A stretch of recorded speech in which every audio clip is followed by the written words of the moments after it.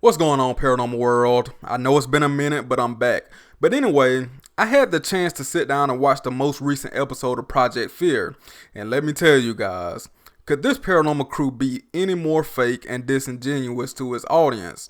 And I mean, the Project Fear crew can't be that naive, can they? Especially knowing the reputation and accusations made by the guests that they had on for this Conjuring House episode. And at this point, Project Fear is basically thinking their viewers are gullible, just like their guest. Or in a way, could Dakota be exposing the truth made by these guests that he had on, which I will explain later in this video. So the paranormal guest that the Project Fear crew had on for this particular episode was Cody and Satori, which both of these individuals have been in a lot of controversy lately, starting back last year in October. And if y'all are not familiar, Satori is the daughter of Jason Halls from Ghost Hunters. So anyway, Cody and Satori have created this technique where they hold hands or wrist or whatever and basically communicate with spirits like a human Ouija board. So when the Project Fear crew, I still got to get used to that. But anyway, when the Project Fear crew actually met up with Cody and Satori, they were explaining their abilities. And, while I'm watching this, I'm catching on. And Satori and Cody are explaining things. They're not making eye contact. They're not looking around or anything like that, especially when they're asking them paranormal questions. But when they're asking them regular questions, they're looking them straight in their eyes, which leads me to believe they're not being truthful and, for that matter, not confident in their ability, especially if you're not going to look them dead in their eye and tell them the truth. So anyway, 20 minutes into the episode, they start to go into the Conjuring House, and they explore the basement first, and Cody and Satori are basically their tour guides.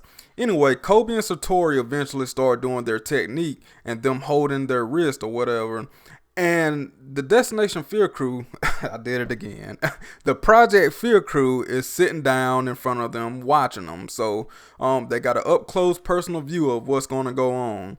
So here's where the controversy begins.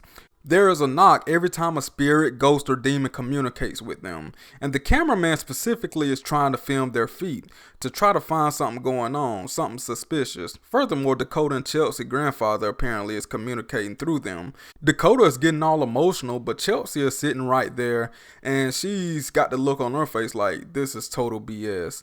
Because look, it's not that hard for these type of people to come in and do extensive research and incorporate that into their routine. And I mean, you can pretty much look up all this stuff about the deceased and get all the information, family members, names, and stuff like that on the internet. But anyway, I feel like from Chelsea's demeanor, she was like, this might ruin the show. And she was trying to peep over there at Dakota like, dude, you're screwing up. Specifically, you're screwing up our credibility for this show. And a lot of backlash is coming from this episode, and a lot of people wanted Cody and Satori to do their experiment without the shoes on, simply because they seem to be using their shoes and their toes to make these noises. And a lot of people have suggested that Cody can pop his foot or do some kind of thing with his ankle to make that sound. And I have seen a video on YouTube where they zoom in on his foot every time they do the little click or whatever, or the noise, and his foot leans forward every single time. And you can find all kind of debunk videos about this and other people making this specific noise by doing little tricks and stuff. It's all magic. I mean, me personally, I think they're frauds. That's me personally. But I could be wrong. You never know. And the only way we can really find out is like you take a random person that they really don't know about, that they don't know at all, and you have them demonstrate, so that's the only way, and I feel like they would never do that. And they compared them to Ed and Lorraine Warren, and a lot of people were upset at that. But me, y'all know how I feel about Ed and Lorraine Warren. I feel like they were kind of frauds, and I feel like, well, that's a great comparison to Cody and Satori, because they're clearly frauds as well. So I feel like they fit in the same category, and you can compare them, but that's neither here or there. And to be honest, everything that they were communicating back to the people was basic, vague stuff. For example, like tell them we miss them, we love them, we won't forget you. I mean, all that is basic stuff that you can just come off the top of your head that, people will believe. Like there's never nothing groundbreaking or shocking, no secrets. And the fact that they kept this paranormal technique a secret for 3 years should let you know that something strange is up, considering that they probably had to perfect their magic trick before they actually sent it out to the public. But anyway, Dakota tried to debunk them himself, and I appreciate this because at this point I feel like Dakota was like, enough is enough. I got Chelsea over here looking at me and pressuring me to say something, and Dakota was like, hey, I'm gonna go upstairs and I want to see, can the knocking follow me upstairs? Because remember, the knocking signifies that the spirit is in the room which went following you. So Dakota's like, hey, I'm gonna go upstairs and to see if this is actually true. And that's when everything just shifted because, they tried to do it again and there's no knocking upstairs and Dakota is trying to communicate with the spirits up there and he's hearing nothing. It's total crickets, it's silence. And downstairs, you got Satori and Cody and they were like, well, our energy can't really reach that far and, it has to stay in this radius. And everyone was like, oh yeah, I think they're frauds because, even they got shook a little bit.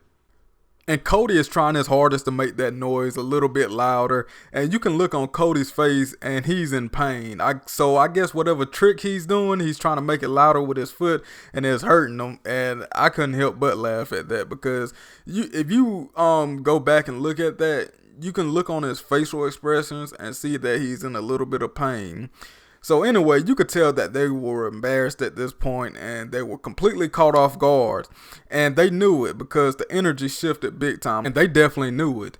But, I feel like this was a wasted episode on the so-called gifted paranormal investigators. No actual investigation in this whole entire episode about the Conjuring house or anything.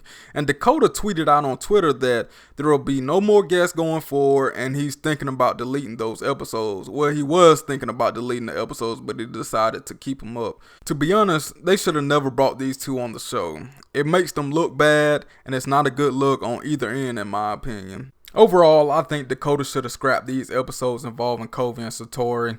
But we know that controversy sells, so I guess that's a benefit to both of them and their platforms. Anyway, how do you all feel about Cody and Satori? And also, do you think that it was smart for Dakota to have them on? Or you think Dakota was trying to debunk them himself? Let me know down in the comment section below. And if you love any and everything paranormal related, anything horror movie related, then make sure you check out my channel, my previous content. If you like it, then make sure you subscribe and hit that notification bell so you can see every time I upload. As always, be safe, peace.